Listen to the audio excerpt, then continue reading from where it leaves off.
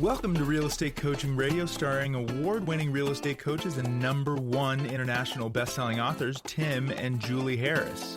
This is the #1 daily radio show for realtors looking for a no BS, authentic, real-time coaching experience. What's really working in today's market, how to generate more leads, make more money, and have more time for what you love in your life. And now your hosts, Tim and Julie Harris. Welcome back. The topic of the podcast for the next few days is when to fire a buyer. Now, the original title was when to fire a buyer or when the buyer should fire you. But I decided to make it a little bit friendlier so that it's just going to be focusing on when agents should fire a buyer. And this is a really good podcast series because, again, we know this is the time of year, well, really any time of year is the time of year, where if you're not super discerning, if you're not pre-qualifying, if you're not really trying to not waste time with, frankly, the buyers that can never perform, you could lose weeks, months, and the entire year essentially thinking you had leads that were going to transact and actually never end up doing so. So if you're going to be working with buyers, which all of you at some extent will be, and a lot of you are starting out working with buyers, that's a natural progression for agents when they get their licenses. You've got to become super picky, professionally picky, shall we say, about which buyers are you going to work with. So we've talked on the past podcasts about the pre-qualification letters. We talked about different ways to make sure that the buyer is actually financially able to perform and all these types of things. Go back and listen to past podcasts. We talked about the pre-qualification process, and now today we're going to be focusing on what exactly, Julie? The buyer presentation, and this is part 1 of a 3-part series. We're going to talk about the buyer presentation. We're going to talk about why you would want to have, yes, I said buyer presentation. I know you're all used to hearing about listing presentations, but buyer presentation, what's in it? Why would you want to use it? And then we're going to talk tomorrow about some buyer rules. How do you know when it's somebody that's actually going to buy for real? And then by Friday, we are going to talk a little bit about when it might be appropriate for the buyer to fire the agent. But it's not fair to talk about that until we set agents up to know what the buyer process should actually be, including the presentation. So we have fact number 1. You guys say this all the time, but here's a fact. Buyers aren't liars. They just have no idea what to expect. They don't know what the correct process is. They don't know what to expect from you, what you should expect from them, or anything else that agents like to get upset about. So the fact is, it's not the buyer's fault. It's the agent's fault for not educating them on what is supposed to happen throughout the process. This is also why agents don't typically get the buyer agency form signed. Remember that the definition of close is the logical ending to a great presentation. Let's level off there. Mm-hmm. So the reality of it is to think about Julie just said 3 really, really important things. Now, you are, many of you, gravitating towards working with buyers because it's physical labor primarily, right? Your nights, your weekends, all your free time, opening doors, driving people around, being friendly, all those types of things. It doesn't require that much skill at the end of the day to work with buyers. And that's the reason so many agents gravitate towards working with buyers when they get into the real estate business. And of course, Zillow and all these other companies have learned that. And so now, because many agents get into the business and, gravitate towards working with buyers, don't know how to generate their own leads, they then start buying buyer leads from big companies like Zillow. 10 years passes and you've never really learned how to do anything other than, follow that pattern. And then sure enough, what happens is the market starts to change. That's what we're experiencing now. So here's the process that you're going to have to be thinking about, or the change in approach you're going to have to be thinking about. Not only if you really want to start having the buyers respect you more, you're going to have to start respecting yourself more. And that starts by you, again, being first of all, not buying leads anymore. Learn how to be a proactive lead generator. That's not the topic of today's podcast. Now, and very thorough pre-qualification, including financial. You're qualifying the buyer for motivation. The lender's qualifying the buyer for financial qualification, ability, right? Again, not the topic of that's a topic of past podcasts. What we're focusing on is once you've gotten a buyer that is essentially passed through the gauntlets, and they're proven their ability financially to perform, and they've also proven their willingness, their motivation to perform. So this is a good buyer. This is what we call a AAA buyer. Now what? You are now going to learn how to actually give that buyer a professional presentation, show them, explain to them all the facets of what you do and how you work with them. Now, don't assume, even if you have a someone who's transacted before, don't assume that they know all the things that as a buyer's agent that you can provide for them. They might not know you can work with builders. They might not know some of these other things. That the whole point of your presentation is to show them what you do. And again, I want you to pay attention here. As if you are becoming a listing agent, if you are a listing agent, you give a presentation. At the end of the presentation, you get the listing contract signed. Working with buyers is going to evolve for many of you. If you're smart, if you want to be a professional, is going to evolve and follow the same process. You're going to give a presentation to a buyer. At the end of the presentation, the buyer is going to sign the agency form in the exclusive buyer agency form. That is the goal that you should have for yourself, the minimum standard you should have when working with buyers. You treat yourself with more respect, you'll find that your buyers treat you with more respect. And you also find that your buyers are going to purchase faster, send you more referrals, because you've elevated your status in their minds as a true professional versus everybody else who calls off a sign, and the next thing you know, the agent will leave whatever the heck they're doing and just open a door for a house without having any pre-qualification with that buyer. We call those Pop-Tart agents. So you guys getting where we're coming from on all this? Elevate your game and start having dramatically different results. Well, that's right. And why do agents not get those buyer agencies and exclusive agency agreements signed? Because they're not making the presentation. If the definition of a close is the logical ending to a great presentation, and you try to close without having done any presentation, of course you're going to hit some no's from the buyer, right? So if you try to close for a signature on those things without, then why would they want to sign? Of course you'll face rejection and never want to ask again. This is what agents say all the time. And we do want you to use exclusive buyer agency contracts. We want you to have them agree to work with you exclusively work with you for a certain amount of time. And we want them to be obligated to you, but you're also obligated to them. Mm-hmm. Now, in our coaching program, we'll show you how to put some unique selling propositions into your buyer agency contract. For example, you could put some service guarantees in there. We're going to talk about that. The moral of the story is when you sit down with the buyer after they've proven their ability to purchase and their motivation to purchase, then it's time for you to get them to be committed to you. And you can put risk reversals in there. You can put service guarantees, communication guarantees. You can remove all their potential fears that they have of working with you exclusively, and make it so they feel comfortable, confident, not just that, but excited to be working with you. That's the point of having a professional presentation. How are you going to learn how to do that? On today's podcast, the next couple of days podcast, we're going to be going over all these points, obviously, and Julie's about to get to point number 1. But really, at the end of the day, for those of you who are serious about your real estate careers and those of you who are ready to take your businesses to the next level, of course you want to become Premier Coaching clients. Premier Coaching, a big part of it is everything we're going to be talking about, obviously in a lot more detail. We're not going to be giving you the buyer agency, essentially the whole pre-qual script. We only have a half hour today. I'm not going to give you the buyer presentation.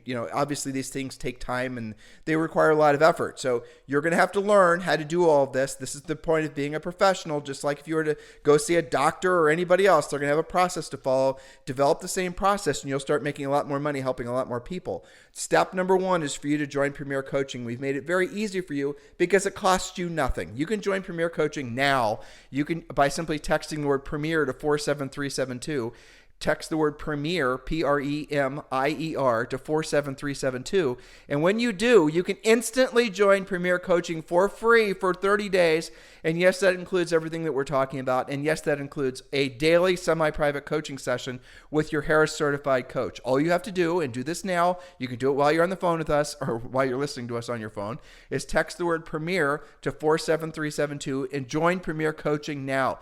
Join Premier Coaching. You're going to find out it's the exact information in the exact format that you need to elevate your business. Now, not all of you are serious about your business, but for those of you who are, this is the next natural step. So text the word Premier to 47372. And remember, it's free, so you have nothing to lose. Now, you see what I just did there?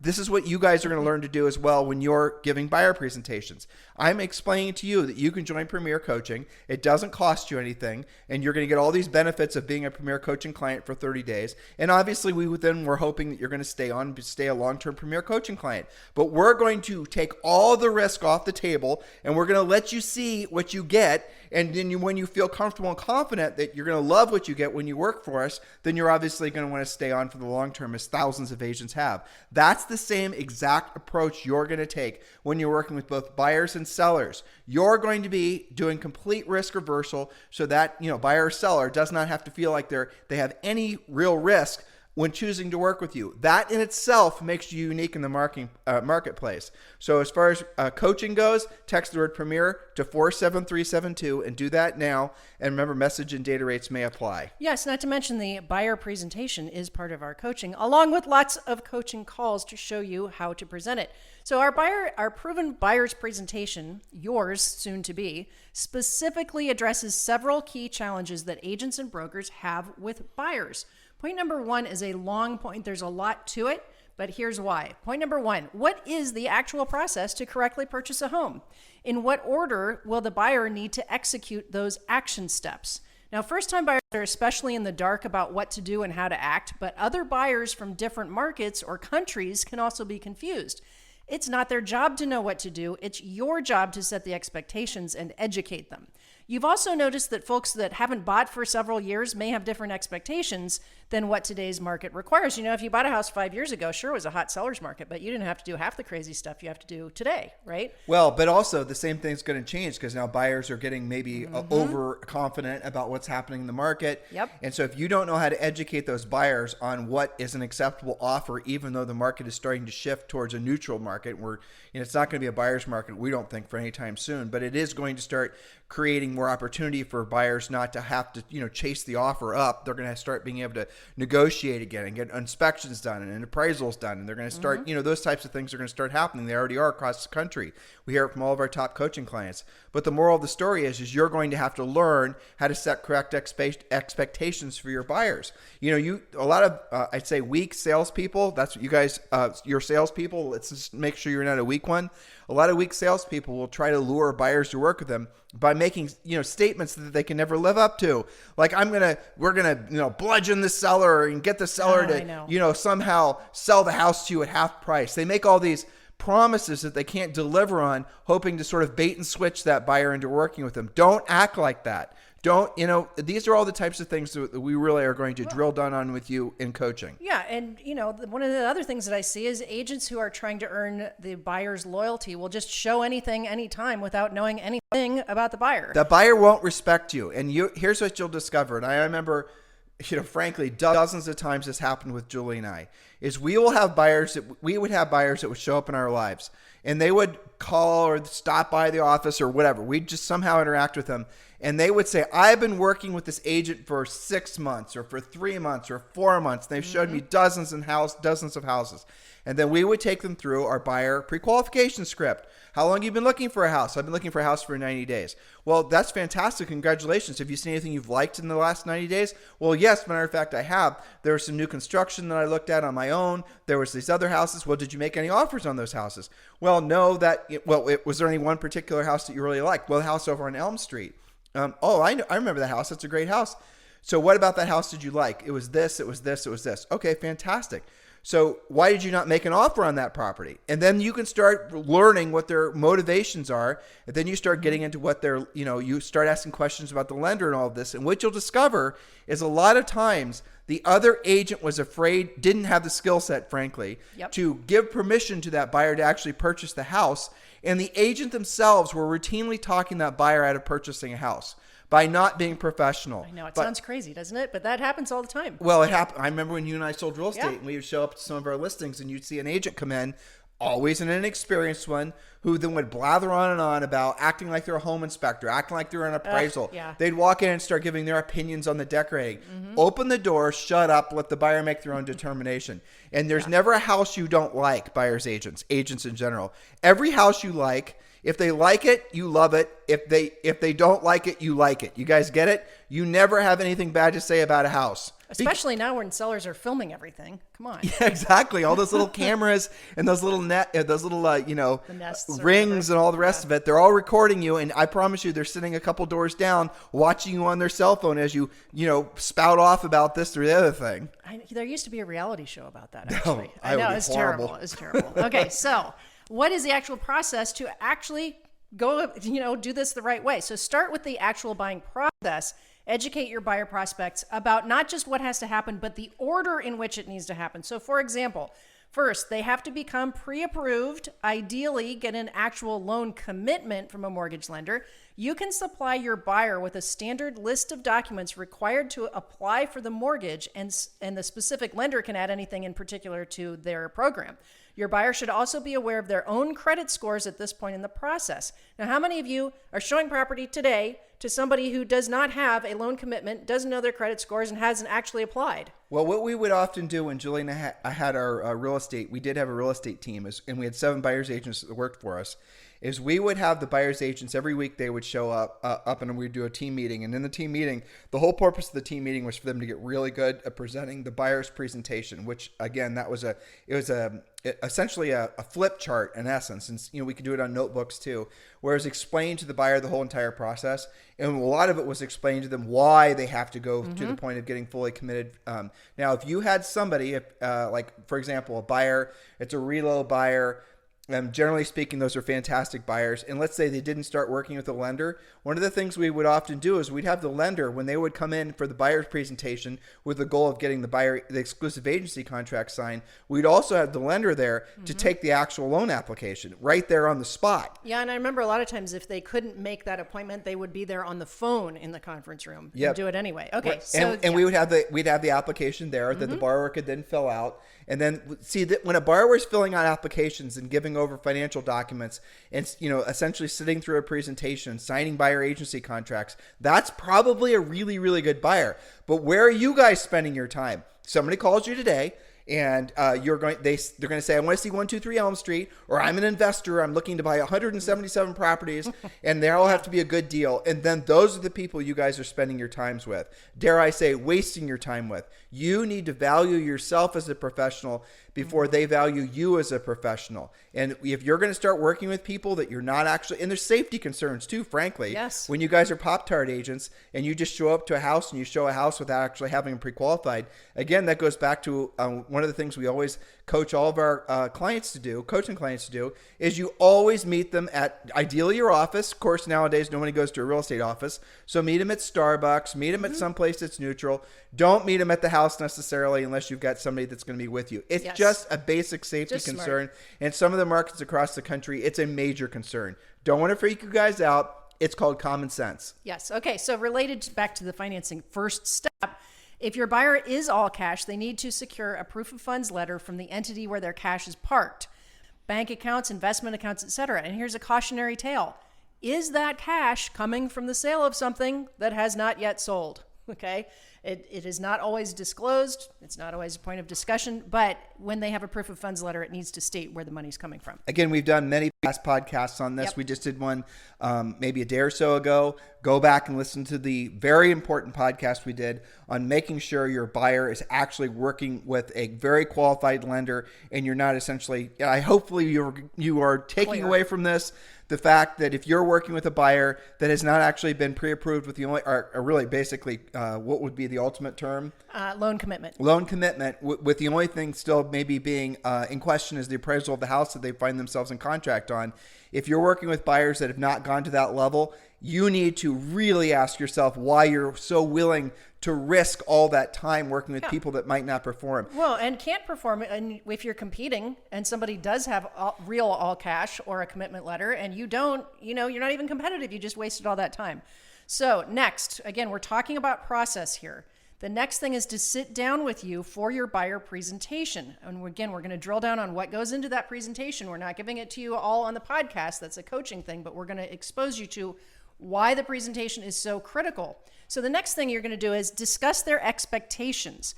What are their must-haves and what are their would-be-nice-to-have items? Help spouses or partners have a meeting of the minds. What can they reasonably get for their price range and their geographic requirements? Again, if they don't have a price range because they haven't done the loan process, you've already stopped dead in your tracks. Create a strategy if they're buying and selling at the same time. which should happen first based on what their needs are. And we have coaching on how to actually handle this: buy first, sell second, build first, sell second, all these different options. So one of the things, and I'm not going to go into great detail on this, but I'm going to expose you to this because it's incredibly powerful. One of the things you have to do is, Julie just said it, you have to set the expectations of what the marketplace is actually going to be like. And don't listen to, even if they're blowhards and they've been in the market forever, bought and sold a million houses, you still have to set realistic expectations. By causing them to go through a more formal process, and once they go through it, that's going to be a really good buyer. That's going to be the difference between what a lot of you guys are. If your intuition, your gut tells you this person's not going to actually purchase a house, and you're just working with those people, hoping and praying that somehow magically and mystically they end up transacting with you, you already know that you're probably wasting your time. But here's one of the little approaches, for example, that works very well. Let's say, for example, I'll use Julie and I's example. We used to sell real estate. One of the markets was in an area called Worthington, Ohio. It's actually where we're from. And so if you had a buyer that was looking in Worthington, Ohio, and you'd sit down, and you could do this on the phone prior to the meeting with you too, is you ask them where they work. And you write it down, obviously. This is all part of our buyer pre-qualification process. This is all part of the Premier Coaching. You ask them where, if they go to church or go to synagogue or go to mosque, you ask them where their kids go to school. You're wanting to find out how big of a world that they live in. Now, I'll punchline it for you guys here. Most people, and depending on how big their city is, live within a very, very small circumference. It's not always, a circle's not really what it is, but they live within usually no more than maybe 10 miles of their home. They go to a grocery store there. They go to a gas station there. If they work out, they go to the gym that's there. There's kids' school there. The church is there. So they don't realize that basically they're living in their own self-imposed bubble. But there's another interesting fact that I don't remember the exact number, but it's over 90% of everybody is born and dies within a 25-mile radius at the exact same spot. My numbers might be a little bit off, but you're getting the gist of it. So it's normal and natural for people to always be within the same, sort of geographic region. That's powerful to understand, because when you get a buyer in and you're going to ask them, okay, where do you work? All those questions I just gave you, and a whole bunch of others too. And then what you're going to do is, in front of them, ideally, you're going to have a map. A printed map, guys. I don't know if you're familiar with what it's on paper. It's on paper, right? A printed map. And then what you're going to do in front of them is you're going to put a little star or a little red dot or whatever around. Okay, this is where you go. Star on where you work. Star on where you go to church. Star on where your kids go to school. Star. Okay, then you're going to put all these little stars, and you're going to see indeed that they're just like everybody else, and they're living in the same sort of drive time distance from everything. Okay, that's good to know. Now then, you're going to also have known this through pre-qualification, what their housing criteria, what they're looking for in a house. 4-bedroom, 2.5 bath, up to $600,000 or whatever it is, right? Okay, so in that area where you can essentially have the other question I neglected to ask is, how long are you willing to drive to get to work, for example, or to get to church, for example, or to go to the grocery store? And most people are going to say 10 or 15 minutes. Now, I know if you live in a big city, the dream of driving to work in 15 minutes is, they're never going to happen. But so you have to adjust accordingly. Maybe they're willing to drive further to work, but the rest of their life, they want it to be within a very tight confines of everything. Makes sense, right? So once you have all these little geographic hotspots all mapped out, and then you're going to, drill down on what type of home they're looking for, what type of price range. And then you're going to show them, okay, over here, this is the Oakhurst subdivision. Down here is the, Wetmore subdivision. Over here is the Tall Tree subdivision. These areas all have houses that are within the same geographic area, roughly speaking, of what you're looking at. And furthermore, they also have the same price range. And you said you wanted a house that was, 10 years or newer. And these houses all have houses, these communities all have houses that are similar to that. And they're going to see that you actually put a lot of effort into listening to what they said and really focusing in on helping them to understand the ramifications of what they're looking for, versus what most of agents do. They wait around for the buyer to send them a bunch of listings. Yep. And the buyer, most people have the inability to focus, let alone focus on something that's going to be such a big decision for many of them. In a decision that some of them really don't have the emotional or really, I would say, psychological experience to push through without somebody being a professional and helping them make the right decision. Again, that's what a professional does. If you want to be seen as a professional, the answer isn't to go on YouTube and act like you're a professional and make videos trying to convince the world you're a professional. It's actually to become a professional. All right, you guys conceptually get it. Then what you're going to say is in these subdivisions where there's houses that roughly meet your criteria, you're going to see that the price and roughly meet your price range and everything. This is how many houses are actually available in these 3 subdivisions. And then you're going to give them the list. And you're going to find that in the 3 subdivisions, if you're lucky, there's going to be 2 or 3 houses available in each of those communities. Now you're going to go back to your pre-qualification. So Mr. Buyer, you said very clearly to me that you did not want to have any 2 stories, that you wanted everything on the first floor. Is that still true? Yes. All right, that eliminates this house, this house, this house, this house. And then what you're going to find is you're going to whittle it down to usually 3 or 4 houses that actually meet their criteria, that are actually, geographically located in the area in which they want to live. I way oversimplified it, but this is all part of the buyer presentation.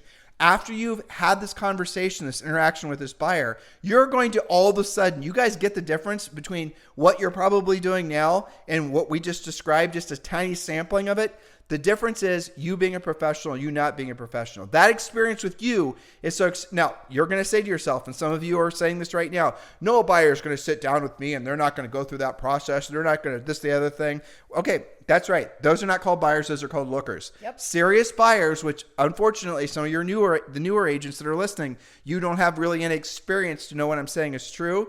The non-motivated buyers are going to be the ones that are the least likely to take to listen to someone who has a professional approach, because they know at the end of the day they're just screwing around. Yeah, the serious they don't care if they waste your time, especially since you don't seem to care if you waste your time. You guys get it? Hopefully this is all. Oh, Tim, I sort of understand. Hopefully the light bulbs are going on. Exactly, that's what we're hoping for. And you know what else was cool that we learned somewhere along the way? I can't remember who taught us this. Was when you have a buyer who is like a move up, it's not their first house, ask for a picture of where they're moving from. Totally. What does their house look like? Because way back whenever they bought that 2 years ago, 10 years ago, they loved that house. So all you really have to do in most cases is find a bigger version of that house. You guys got to listen to what Julie just said. It's so true. And I'll tell you something else that's hilarious is even though their furniture might all be like 20 years old, they're going to, no matter what, try to find a house where their, furniture still fits. And I'll tell you the real emotional hot button, any, experienced agents listening, you guys will laugh when I say this.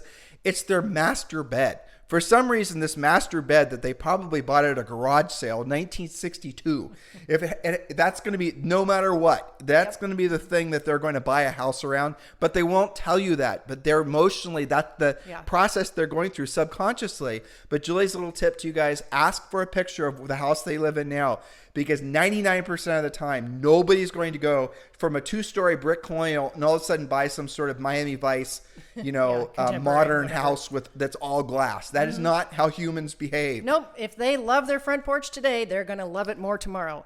So get a picture, and that's a good way to bond with them as well, and to show that you're actually trying to tune into what they're after. Now, let's say that all of that has gone great, and Tim just gave you some fantastic strategy for what you're going to do when they do meet with you. And you could do that at Starbucks as well if you're not going to meet at the office. It's all right.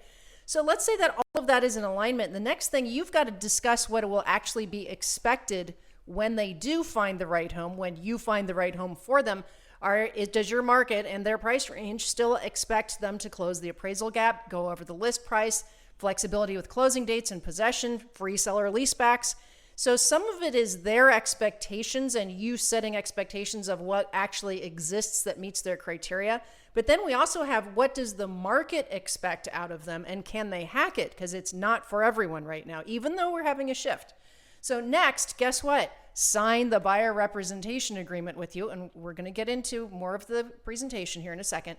Then you start looking for a home, not before all of this. Then you write the contract, you go pending, you remove contingencies, and you close.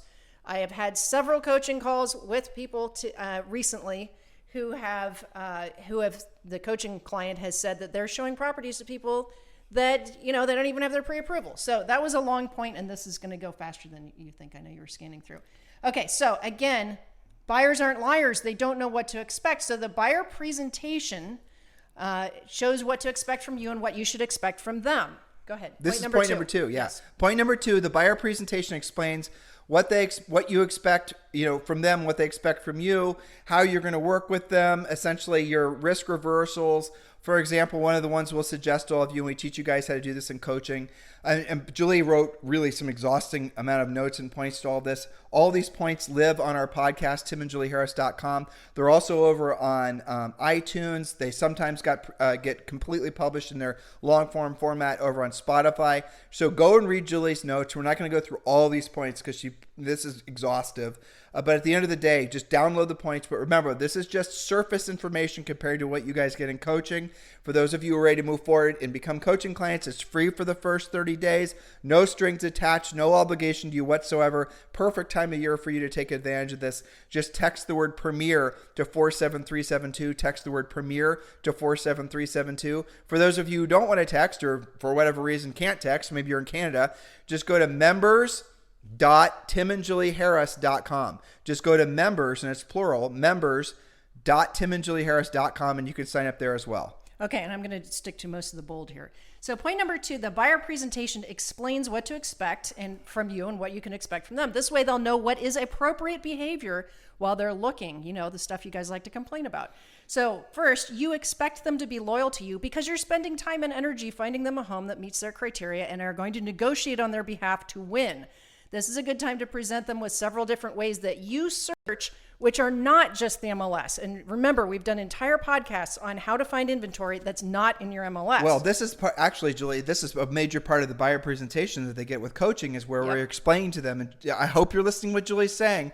If you are just another agent who's just showing houses to the buyers that they already can find themselves, you have not differentiated yourself, you have not made yourself special, you're fungible, which means you're easily replaced with something else. The whole point of the presentation is part of it is going to be explaining to them all the different places that you're going to go to try to find them a house. And you're going to do this extra legwork to try to find them a house, and we'll explain what you're supposed to say and how you're supposed to say it. And we're talking about all kinds of different sources. There's like at least 20 different places you can find homes for sale that are not the Realtor or not Realtor.com, Zillow, or the MLS. Yes, next point, Julie. Which we have done extensive podcasts for you about. Okay, they can expect you to be loyal to them and actually find them what they want.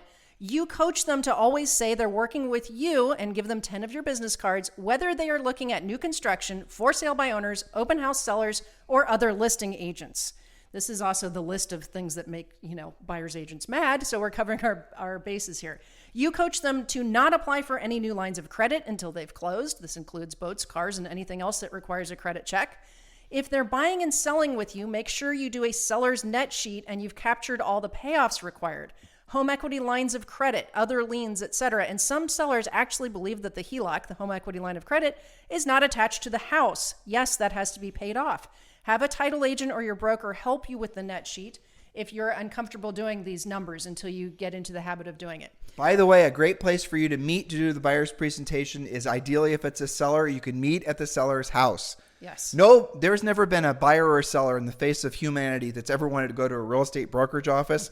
So you don't even need a real estate brokerage office anymore if you don't want, here's your proof. Look at eXp Realty, no real estate brokerage offices. Nobody cares. Back when Julie and I were selling real estate, we had very rarely did we have actual consumers come into the office. We would ask the buyers to come in, and the buyers would usually meet us at the office.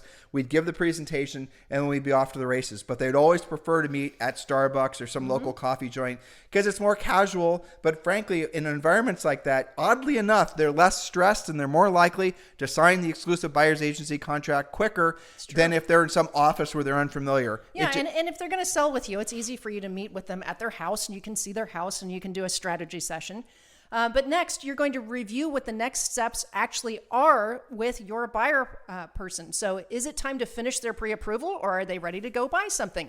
Set your next appointment before this appointment is over so you don't have to chase the client down in voicemail, texts, and email. Also a good way to see their commitment level. So here's I'm going to give you a little, guys, again, this is part of the Premier Coaching, but we want you to never have to show those buyers any more than maybe 5 or 6 houses. What are you talking about? That's insane. How can you possibly say that? Because you followed our pruning process to explain to them, really virtually every buyer, there's not a million different houses that they want. Like a buyer might say, for example, I want a really, really big yard. I want a huge lot. And you live in the city and that just isn't going to happen.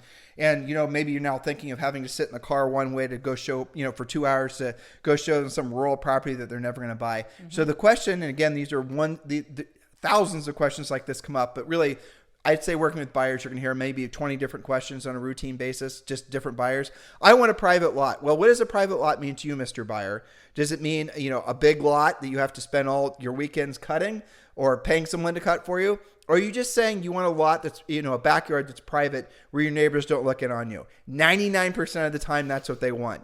And what they were expressing to you was different than the way you were interpreting it because you didn't know what questions to ask.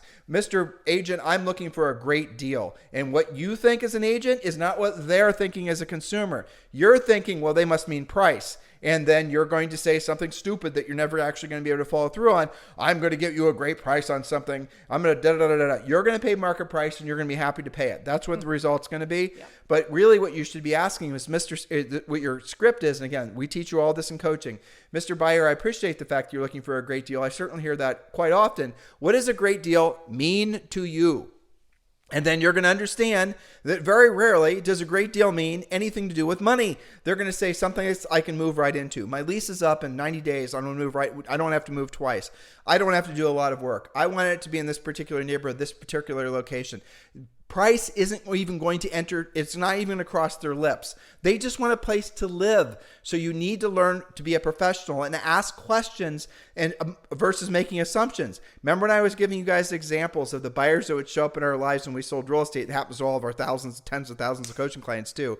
And those buyers were working with other realtors previously, and those other realtors weren't actually able to, get them in contract on a house. Well, it's because those other agents were not being professional. They were trying to be their buddies. They're trying to be their friends. They're trying to bond to the buyer. Or they were outperforming, acting like the home inspector and the appraiser and the this and the that.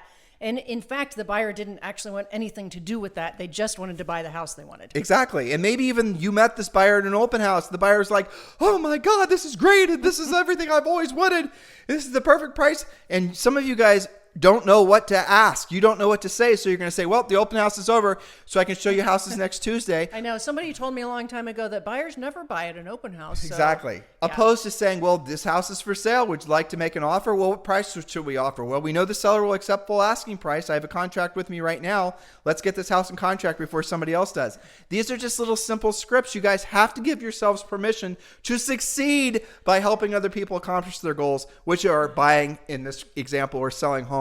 You stand in the way of your own success because not knowing what to say. You stand in your way by not knowing what to say. Yes. And, in the coaching program, everything we're talking about, the scripts and the presentation and all of this stuff is what we call buyer mastery. Mm-hmm. So point number 3, and we only have one more after that, communicate consistently and by voice. Buyers are nervous about everything all the time. And if they're not hearing from you, you are making their nerves worse. They don't know that you've been looking for properties all day, especially outside of your MLS, if you're visiting new construction on their behalf or seeing that for sale by owner, if that's a match for them. They don't know you're doing that if you're not telling them. Buyers will ghost you, work with someone else, or simply give up if they don't feel that you're doing your job for them. It is not the buyer's job to bring property to you. It is the opposite. And Julie, but here's another thing. So you always are setting the next appointment. You never end any sales appointment without having, if you didn't, for example, find them the right house, that they didn't want to write an offer on something. And I'm remembering all these buyer scripts. They're just rushing back to me, right? Like the first time you go out with them, before you even meet with them to show them the first house, you say you have to give them permission to buy the first house that they see. That's right. Because you'll have done that, Mr. Buyer. This isn't the exact script, but it's the gist of it. So, Mr. Buyer, it's been my experience that sometimes the first house I show you is the perfect house for you, and it's the house you want to buy. And that happens a lot because I've taken some time to get to know what you're interested in. I certainly know the marketplace. And because we're not wasting time looking at houses that aren't a fit for what you're looking for in a price range and all the rest of it. So do not be surprised. The first house I show you is not the exact perfect house and the one you want to buy. But here's the thing. You've got to tell me when you walk into that first house or any of the houses I show you, but I have a feeling the first one's going to be a great one for you, and you love it, you've got to tell me so we can write a contract on it, because you got to remember there's probably 10 buyers that came in before us, 10 buyers are going to come in after us, And if you see something that you love, you got to tell me. And I'm asking you right now to take that seriously. So when you show up, when we meet to see the first house, make sure you bring your checkbook so we can actually leave it to, we can write the earnest money while we're there writing the contract, actually getting that thing in contract. There's so many little scripts like that make it so you're incredibly powerful, so you're more efficient, so you sell houses faster. Yes, it's funny because we're both having buyer script flashbacks, and I will never forget. I think you remember this. I could almost name the street.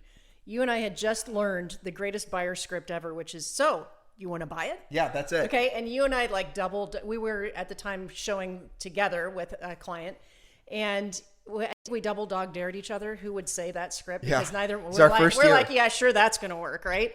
And I remember walking at the buyer client was walking up the basement steps to go to the first level in front of us, and you and I looked at each other on the steps like who's going to say it, And one of us said, "So you want to buy it?" And I'll never forget.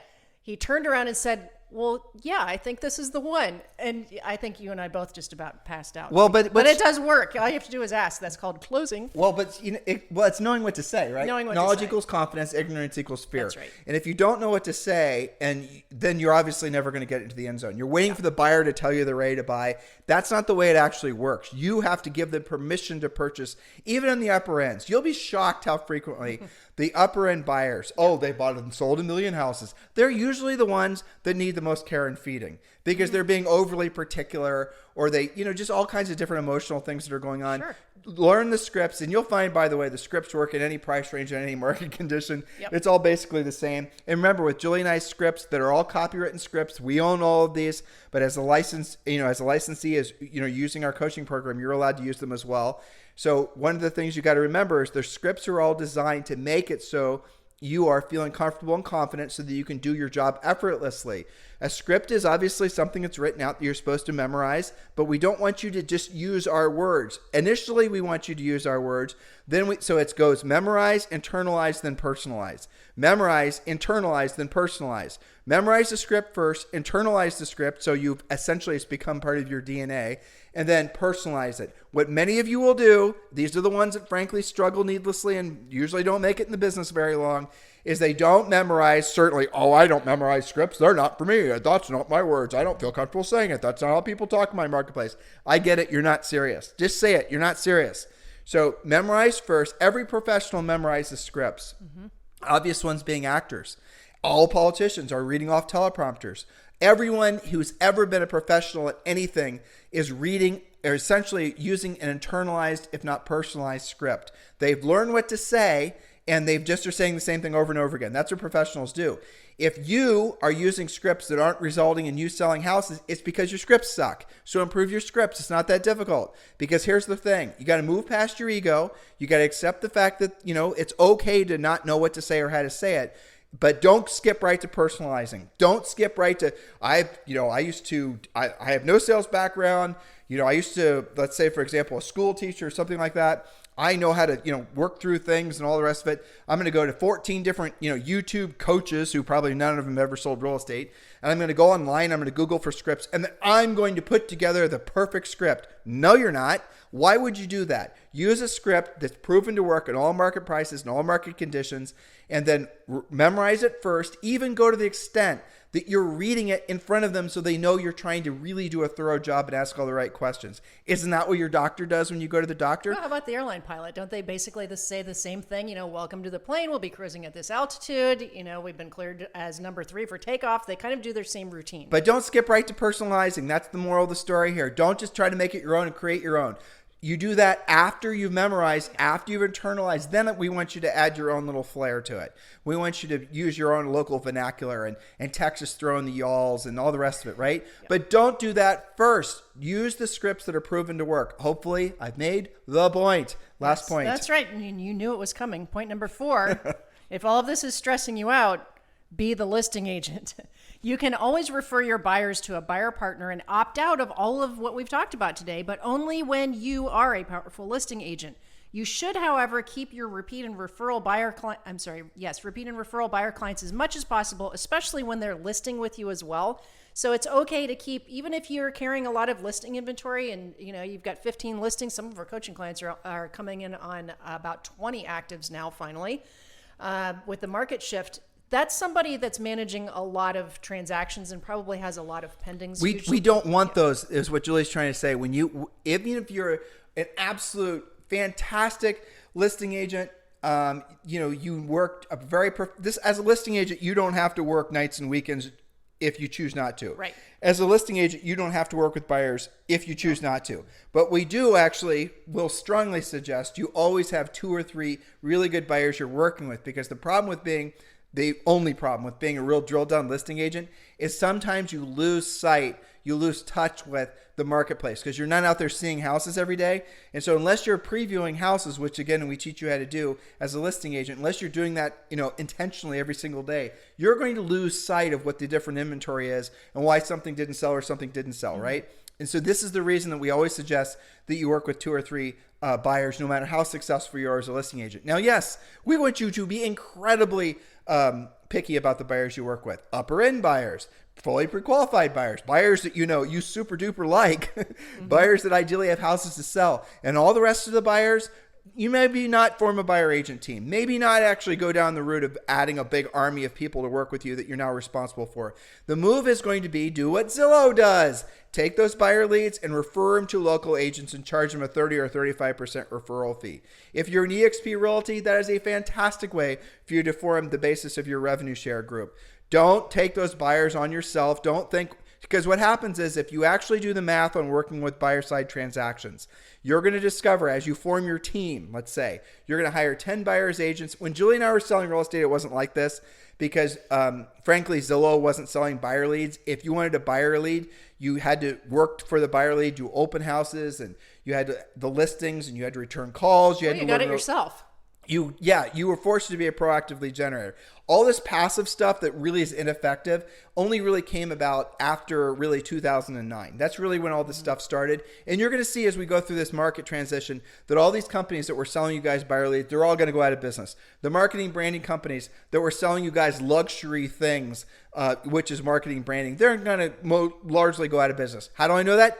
Because we've been in this business for almost 30 years and we've seen 4 cycles, maybe 5 like this. And every single time, those are the types of businesses that go out of business first. Because the agents who were dependent on buying business and building their business based on branding, in other words, they were passive. They were hoping and praying that people would call them opposed to them knowing what to do. Those are the agents that start to struggle financially first because guess what? The marketing and branding never really worked in the first place. And the marketing branding never really worked to generate listing leads. And if they just decided to be listing agents and proactively go after listing leads, then they would have these very resilient businesses that were not so dependent on market cycles. That's what we teach you as a coaching client. So the bottom line is, point number 4 is be a listing agent because then you have control. And you guys can understand, I think if you're longtime listeners, as many of you are, why we focus so much on being listing agents. It's because of a market like this. That's why. Yeah, absolutely. So that's where the opportunity is. But of course, we're not anti-buyer. Of course, we're not anti-buyer. Buyers make the world go around, and listing agents need the buyers to sell the listings, of course. But we are very pro-listing and pro-listing agent because of the freedom that you get from that. Freedom from spending money on things like buying buyer leads when you don't have to when you're a listing agent. You're going to get all the buyer leads you can handle and even refer some of those off. So the point of today was making sure that you are clear on why some of you guys get upset and say things like buyers are liars and why did that buyer run off and get in contract on new construction without me, and you're not going to believe my buyer bought it for sale by owner, and I've been working with this person for showing them 40 houses and they went and I guess I was just a showing agent because they wrote it with their cousin, right? All of these things that you guys get mad about, it's not the buyer's fault. It's the agent's fault or the broker's fault, excuse me, whichever you may be. It is your fault for not presenting to them how they are supposed to, what the process is supposed to happen. You're supposed to get your pre-approval before you go look at houses. You're supposed to actually know what you're looking for before I just throw anything out there just because it's available and show it to you. There is a process. When you follow that process, the close for the buyer agency signature is simple. because they know what they're getting. You try and get that without doing any of this, and of course you're going to be like, well, why would I do that? So that was the point of today's podcast. It is great. And Julie, I appreciate these notes, and the thoroughness of them is impressive. I think you guys will find that when you go over to our website, timandjulieharris.com, or of course you can go download them from iTunes as well, cut and paste them. You will see that these are very thorough notes, but this is just skimming the surface of what you get as a coaching client. So do right now your homework, as it is going to be every day.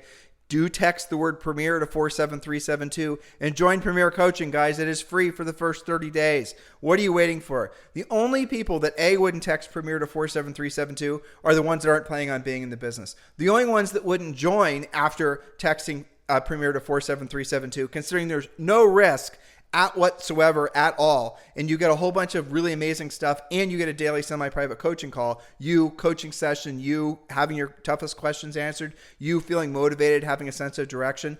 The only reason you wouldn't do it then is because you're not serious about your business. And I realize that is just the nature of humans. So for those of you who are serious about your businesses and you want to thrive because of this market, text the word Premier to 47372. Guys, listen, sincerely, thank you for keeping this #1 listened to daily podcast for real estate professionals in at least the United States. It is truly our pleasure and our honor. Julie and I have not been more excited to be real estate coaches. I can't even remember, more than 10 years, frankly, because of this shifting market. We've been waiting for this market because this is the perfect time for you guys to become listing agents. This is going to be a sea change for the industry, where the agents who have never really learned the skill sets and how to build businesses that, the old rule, don't build a mansion on land you don't own. Well, all you guys who've been building your businesses based on, buying business and all this other stuff, please do heed our warning. Change urgently. Become a proactive lead generator. Start becoming more particular in who you work with. You guys are so blind to focusing on, I want to sell more units. Well, why do you want to sell more units? I want to sell more houses. Well, why do you want to sell more houses? Let's have a conversation. This is what Premier Coaching is all about actually increasing the net profit from your business, increasing the amount of freedom you experience as a result of being a real estate professional. You don't have to buy back your freedom by delegating everything. You just have to become more particular on who you work with. And when you do that, you're going to find yourself feeling so much more proud of yourself. And frankly, your life is going to be much easier. You're going to have more consistent cash flow. You're not going to have real estate night sweats. You'll still have them occasionally. You can't ever, wash that out of you. When you own your own business, you're running constant 24/7 antivirus software, right? Yep. But at the end of the day, you are going to succeed because of this market. Text the word Premier to 47372. Anything else you'd like to say to these guys, Well, Julie? just a quick shout out to a coaching client, Larissa in Missouri. We were working on building her proactive lead generation. We talked about, talking to your database. We've done podcasts on that too. She sent me a really funny text a minute ago. She said, I just had 10 actual conversations with my past clients, and every single one of them was thrilled to hear from me. I can't believe I didn't think to do this sooner. Yeah. So I said, keep up the good work. Don't stop. Don't stop. Exactly. Yeah. All right. Have a fantastic day. We'll talk to you guys on the show tomorrow. This podcast is a part of the C-Suite Radio Network. For more top business podcasts, visit c-suiteradio.com.